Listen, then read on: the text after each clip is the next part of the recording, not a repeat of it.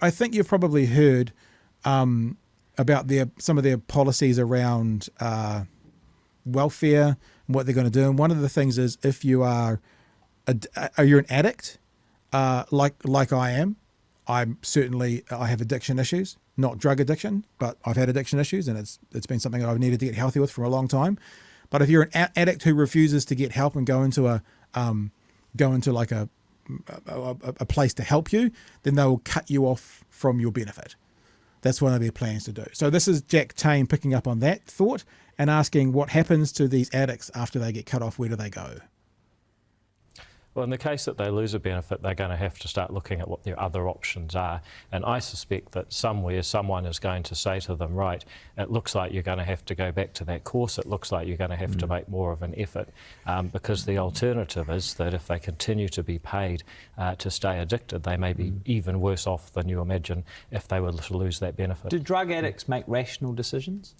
Well, by definition, they're not making a rational decision. So why would they then choose to follow a rational outcome by pursuing an addiction course or something like that? Well, I guess the question is why a government should be rational, why a government should continue to pay someone to engage in self-destructive behaviour. And the answer to that is, obviously he's using loaded terms, a government should look after people who need looking after. If you're an addict and you're non-functioning, then you're sick, you're ill, and you may not just be able to go, oh, okay, we'll just give it up and turn our lives around. A government's job is to look after its citizens. And if you don't have the capacity to look after yourself because of addiction, a government's job is not to go, well, I'm going to cut you loose then and you can move into that other netherworld country where nobody lives, Chewy. Pat, are you suggesting that this might be a healthcare related issue rather than a crime and punishment related issue? Perhaps. And I am coming back to that idea that we've come up with in the last few months about how the right will try and use facts with no empathy. And what I am seeing with this beautiful freeze frame, and he's using his O face right now, is he is the quintessential example of no empathy. Now, I'm not also saying tree hugger, only empathy, because that would be the extreme opposite on the other side. But no empathy is actually going to get you nothing when it comes to positive health stats or positive societal stats.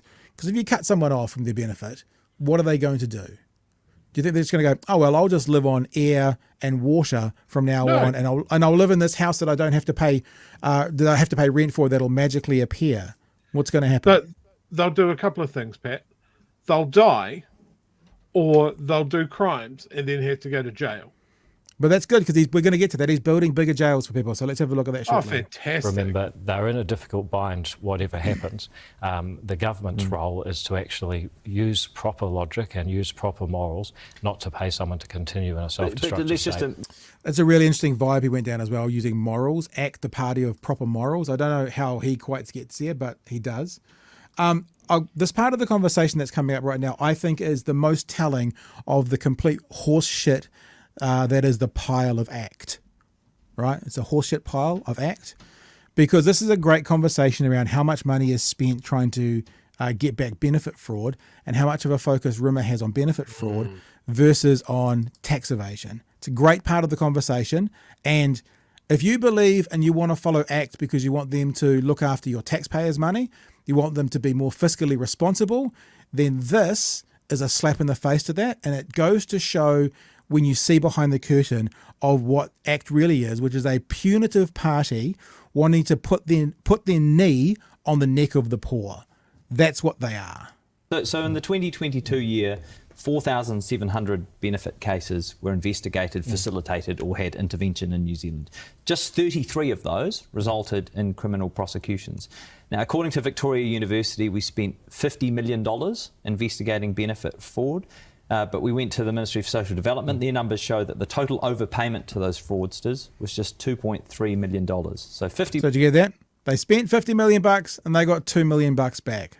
And this is where Mr. Seymour wants to put more focus. $1 million investigating, $2.3 million overpaid to those people who were convicted. So that's about a 5% return on taxpayers' money there. Is that fiscally responsible?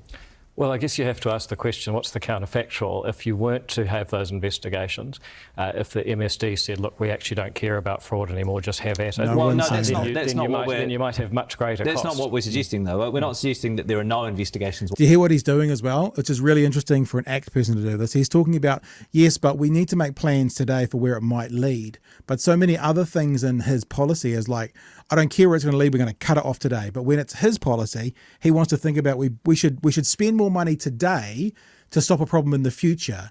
But other ACT policies are going to be like, we're spending too much money today and it's not making an immediate impact. We're going to stop it.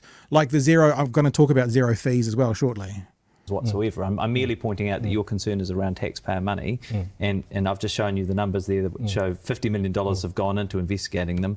It's brought back $2.3 million. But equally, you have to ask what happens next. So if we weren't doing this investigation, if there wasn't the possibility that you'll be investigated for benefit fraud, you might find that a much greater number of people would take advantage of the system. Nobody's and fucking that, in the long suggesting term, that. not only cost the taxpayer and there's no a lot evidence more, for that. but it's about the morals and ethics of it. If the government's view is that a whole lot of people have to work hard, get up every morning, be taxed to fund this, and on the other hand, if you take the money, But hang on, those same people are getting up and they're paying money to fund the people going after the benefit fraud, and they always talk about being parties of businesses. If this business put $50 million in and took $2.5 million out, it would be a failing business. So why is it okay for him now not to want to follow the business model, which is the best spend for the best return? Because every other fucking thing that this party does always wants to put to the top of the list the best spend for the best return. And when Jack Tame points out his fucking hypocrisy, all of a sudden it's, yes, but it's about the future and it's about what will happen next. And it's like, no. You always talk about the best spend for the best return. This is not that. Do you know what is the best spend for the best return that he doesn't want to get into? Fucking tax evasion as we get to that. no effort to get off your addiction, overcome stress or whatever other problem you have, then that's okay. We'll just keep giving you the money. Then what happens over time, apart from you'll get more people taking taxpayer money and not making any effort, you'll also erode the culture of New Zealand, that people that get up and make a difference the whole say, well, culture actually, it of makes New no difference to me. Well, what People who evidence do you don't have will that find would that it makes no erode? difference. I mean, it's not a glamorous life living on a benefit. It's not like you're living in luxury. What evidence do you have that it would erode? So you're saying that if your policy is that we're not going to Your investigate policy. fraud, He's a My TV policy is presenter. not that we don't investigate fraud. That's not that you've gone to the binary there. I'm merely saying that the money we investigate in fraud what he isn't does. necessarily It's representing always the money we binary. get back. And if your concern is around fiscal responsibility and spending taxpayers' money wisely, then that's another sure. concern. Look, I mean, look at Sure. this. Look at this though. But, So yeah. according to Victoria University, and Professor Lisa Marriott, the IRD typically identifies and pursues roughly $1 billion in tax $1 evasion. billion. But some estimates put the total tax evasion at 7 times as high. $7 $7 billion. billion. So if you are so committed to Hang on. persecuting Chewy, fraud, can I just check something with Chewy? You can, Pat. Is It's your show. Is $1 billion, it's our show, is $1 billion more than 2.5 million? Let me run that through the computer. Yes. So if I wanted to look after New Zealanders' money, would I be more interested in going after the billion or the 2.5 million? Well, there is a problem there, Pat. And Yeah, I'm glad you've asked. thanks. Those guys have all donated a shit ton of money to my party. And Ah, to draw attention away from them, I'm going after the lowest in society. you mean like the most vulnerable, But- the easiest No. to shit on? Is that what you mean? Absolutely. Okay, the guys, fair. the guys with no resources to fight it. Yeah. We're just going to make their lives worse, just so Okay. the guys that have funneled an epic amount of money into my fundraising campaign, that we don't look at that. Yeah. Now, I've got friends Seems that work reasonable. in the IRD, and there are an enormous amount of people in the IRD that would love to be let off the fucking chain and go after these guys. They would live for it. They'd come in on the weekends. They would have bounties. It would look like the FBI's most wanted in their office all of the time. They know who to go for, and they can't. They don't have the fun. Don't have the money for it. That sort of thing. It's like. Right. We'll keep going. Can Eh? we also just one point? Yep, I just yep. want to draw the fact that ACT is on paper supposed to be a libertarian party, right? The libertarian views would be like, fucking take all the drugs you want. You know, do whatever you want to true. yourself, as long as you're not hurting anybody else, but we'll put in the framework to get you out of it if you want. But then suddenly, when it comes to this, they're full on fucking crime and punishment. They are. So let's keep going, because Jack's going to delve a bit deeper into this whole IRD tax evasion thing. Fraud and to upholding moral standards. How much more money will you provide the IRD to pursue tax evasion? Well, in our view, what we need to do with tax is have a lower, policy. flatter, simpler tax It's not the question. He's now going into policy. system. Sorry, so that there's tax less evasion, opportunity. So, well, in the case of tax evasion, I think that it's something that's completely wrong. People should follow the law. So how and much more money does your policy put into tax evasion? Well, bear in mind, Jack, bear in mind that we don't actually have a policy to increase prosecutions on welfare or IRD. We're quite happy. Well, you talk a lot about fraud in your welfare policy. In fact, it's 8 times in 4 pages the word fraud gets brought up in welfare. It's almost like he's trying to highlight fraud in welfare, but not in the tax system. Like 8 times in 4 pages. It's almost like he's trying to, for some reason, paint a picture that the fraud within the welfare system, maybe there's like an audience he's speaking to that wants to actually, you know, see the knee put on the neck of those fucking no-hopers and get that $2.5 million back whilst they continue to avoid paying tax of somewhere between $1 and $7 billion. It's almost like that's the thing. I can't find any policy around tax evasion, even though it potentially costs us $7 billion a year. Well, potentially, doesn't it? But the fact we don't know. I potentially, how much welfare fraud. Potentially, we'll just bat that one out of the way. Potentially, maybe, potentially. Oh, Sussan, you couldn't give me a figure there. But what I'm interested in is what is the underlying policy beneath these areas that government's active in. And I thought you were interested in taxpayer money. Well, I'm interested in taxpayer money, of course. Yeah, I thought you were interested in what was morally right. Well, I'm absolutely interested in what's morally right, but you'll notice that if you want to have an argument about how much money is being used to take on tax evasion, if you want to have an argument, he can't even say it. He can't even say the word. Well, I've never heard this word before. What's this word? Tax evasion. What is that word? Tax. What? Can you explain that word to me? Is it tax evasion? If you want to have an argument about how much money is being used to take on tax evasion. Oh, yeah, that word. If you want to have an argument about how much money is used to go after benefit fraud, that's a separate that one quickly, argument. Though. Our welfare policy simply makes the point that if you are on a drug addiction, if you are... I've never heard him stammer like this before. Even when he's talking shit, he's very confident and he goes for it. He's flustered in this conversation, and it's a different looking rimmer. You know, on a drug addiction, if you are taking medical leave for stress, for example. No, again, I mean, you are the one who uses fraud, right? I mean, you're a party that says it's focused on serious policy in this election, not just populist issues. But you mentioned fraud 8 times in your welfare policy. I can't find a single policy that comes down to pursuing tax evasion or white collar crime. So we spend $50 million investigating benefit fraudsters. But the Serious Fraud Office gets $17 million. So would you commit to increasing that funding? Look, we very well might. As I say, we haven't. We very well might. We very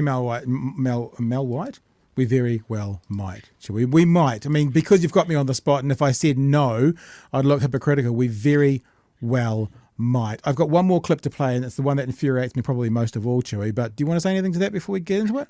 Yeah, I do. Can we just look at what ACT and National are setting up here? They're in a time post-pandemic, I hate that term, but post-pandemic, in a time of high inflation where we still have pretty much record low unemployment, right? Yep. The idea of having everyone in employment is just fucking bananas. And because of the way that they changed how we record this, those unemployed, those long-term unemployed, the dole bludgers, can we talk about who they are? Yeah. Because it's the people that are unable to work. This is the invalids, sickness beneficiaries, all of that sort of stuff. They've all been lumped in that unemployment basket.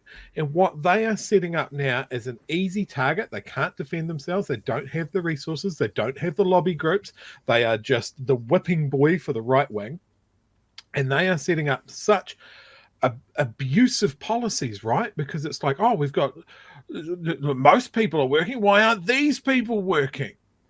Yeah. They are setting up policies that if the right wing get the other point of view, which is to cool inflation, we need a fuck ton of people to lose their jobs, they are going to fall straight into these punitive policies as well. So this is just it's narrow thinking. It is short-term thinking, unless that's not the problem that they're trying to solve. Yeah.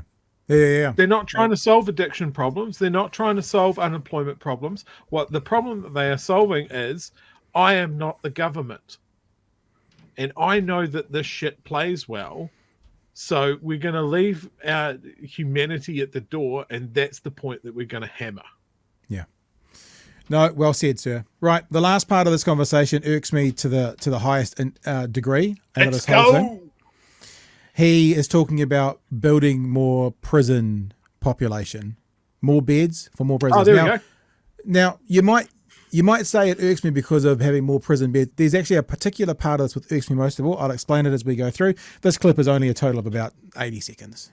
So we checked with corrections. There are currently 2,500 empty beds across our prison network, including men's and women's prisons. So you want to build an extra just over 2,000 beds. So that would be roughly 4,500 extra beds compared to where we're at now. How much does it cost per year to house a prisoner? We actually want to build about an extra 500. It's about 100. 500 a year, though. It's 500 a year over 4 years. So if we use that capacity... Okay, sure. Everyone's between 1 year and 4 years. So how much... Okay, that's accurate. Yes, you're fair. No, you're correct.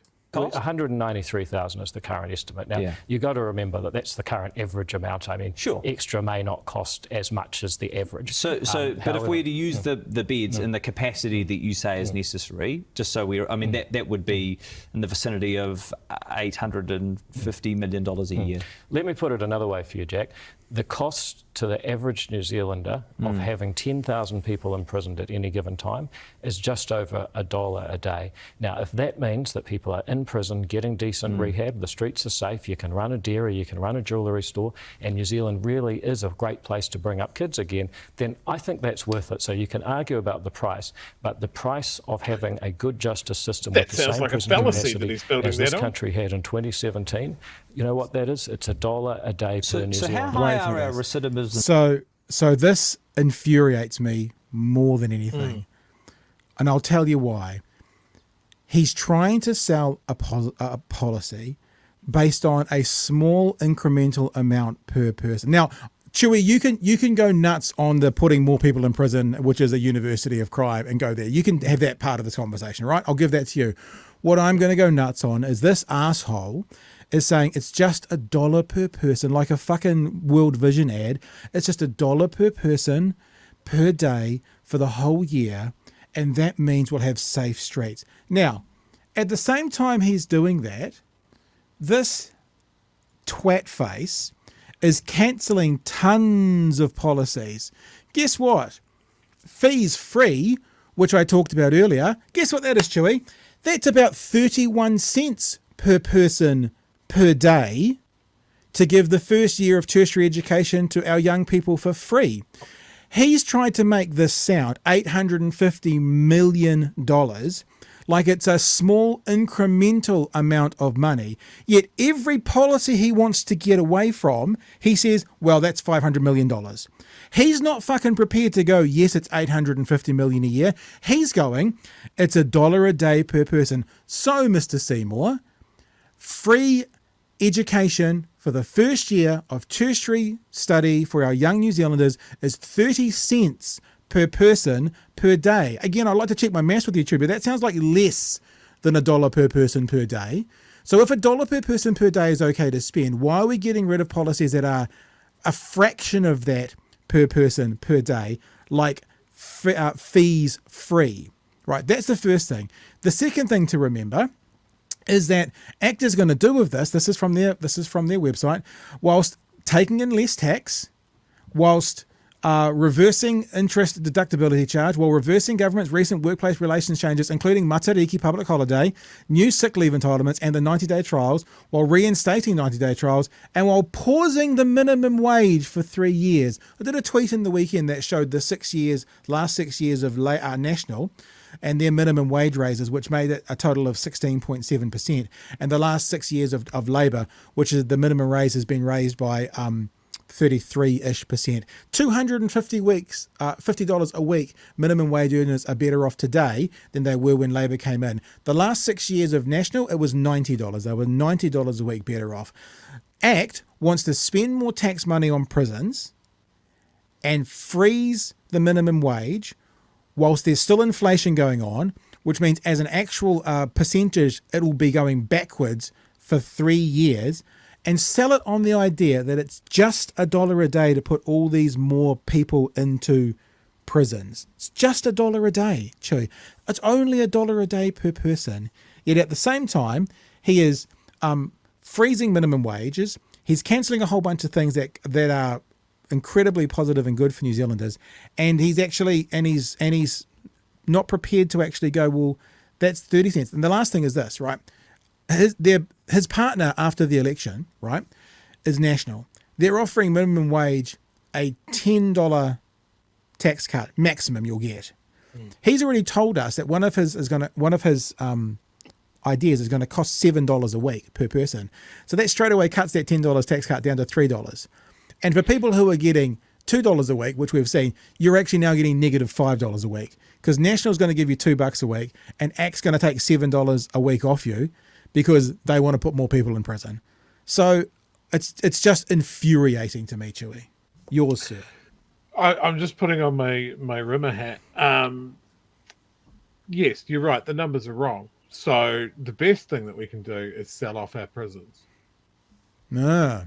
Private prisons that we have just expanded for the unemployed that I have just made.